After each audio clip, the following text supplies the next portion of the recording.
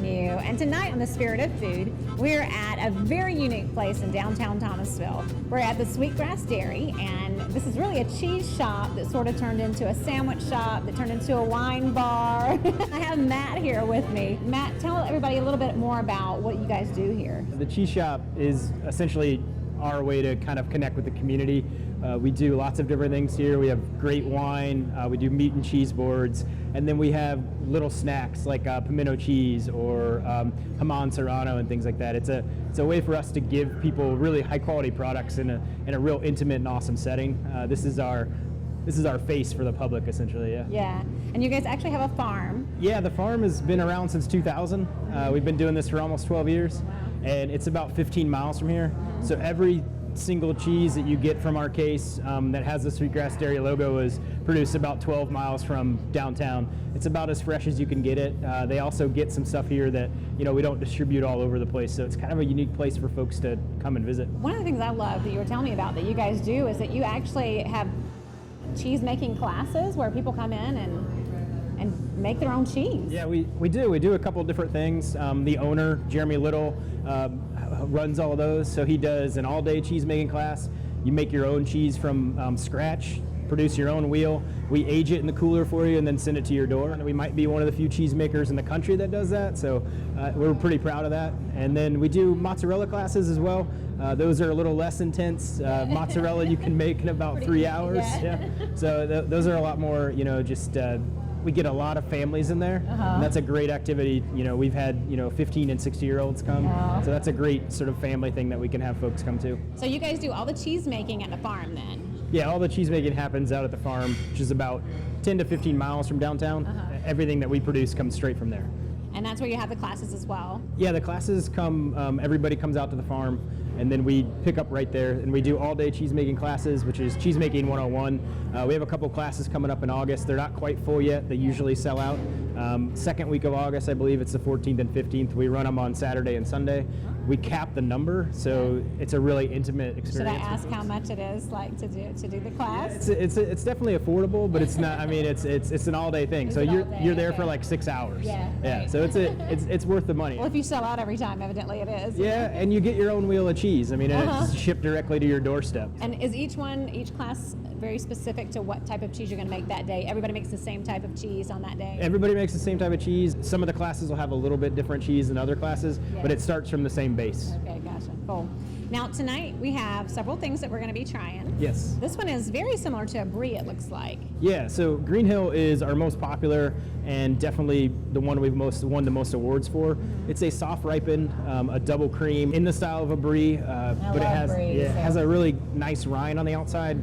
The best thing to do with Green Hill is to let it come to room temperature so it's a little bit creamy, so you can spread it on crackers or you can bake it in the oven. It works well both ways and very, very good with jams. This here is a jalapeno raspberry. It's a jalapeno raspberry from Emily G's. She's a great friend of ours from up in Atlanta. She's started doing all of her recipes by hand. She's gotten pretty big and pretty popular now, but she's been one of our friends for a while now. She does great things. I love it. Very, very creamy.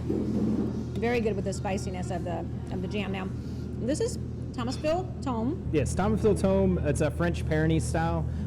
It's a raw cow's milk cheese. It's been aged for 60 days. I like to say it's kind of our everyday cheese. You can put this in kids' lunches. You can put it on sandwiches. It's really great for just eating on the go, really. Now, I was telling you too that before that I really am not a big pimento cheese fan, but you guys have a very special recipe here. Yeah, the pimento cheese is, again, made by hand, made in-house at the cheese shop, and the recipe is developed by our owner, Jeremy Little.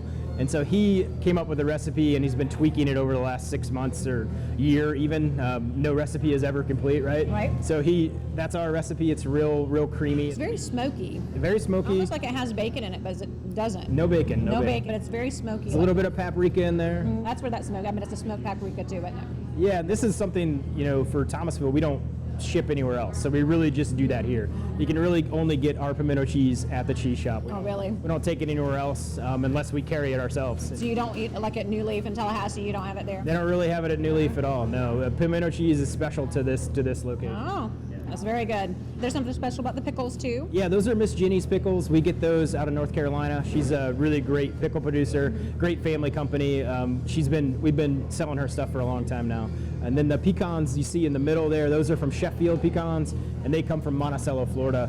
They do really great stuff, and we have a couple different varieties of those. I love to layer the flavors, you know what I mean? Like I love getting the nut and then the jam and the cracker and the cheese all together. Tasting things is all about texture and all about flavors. The more of those that you can mix together, especially with really good cheese, right, the better your experience is going to be. And then when you add in a great wine or a really great beer. And that's kind of what you did. You like tasted the beer specifically and then picked these cheeses to go with? Yeah, we spent part of this afternoon kind of tasting through the beer and tasting through different combinations, and we had one cheese that we thought would go really well with, and it turned out it didn't, so we subbed it out and tried something else.